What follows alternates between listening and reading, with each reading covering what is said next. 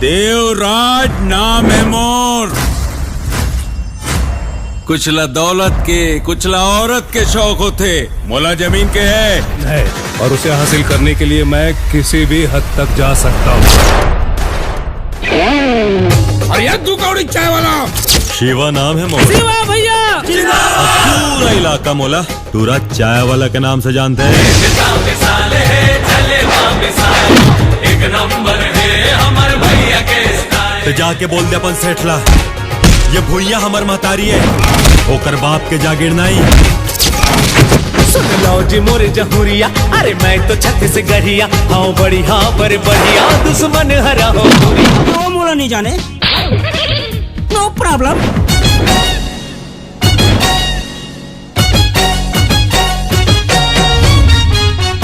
ये आधा अधूरा कपड़ा में नहीं समझे।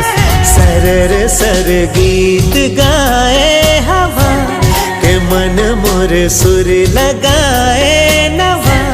दीवानी तोला देख नहीं माने दिल फेंक मोरे जियरा। वहाँ पर हमारे ड्रीम प्रोजेक्ट की नींव ईंट पत्थरों से बने या फिर वहाँ रहने वाले लोगों की हड्डियों से बने, लेकिन बननी जरूर चाहिए। तोर मौत मोर हाथ लिखे।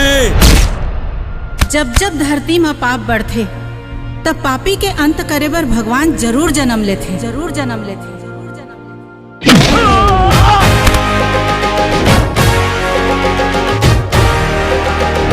मुख में काला देखा तोरे भकला हो, मार साले ला।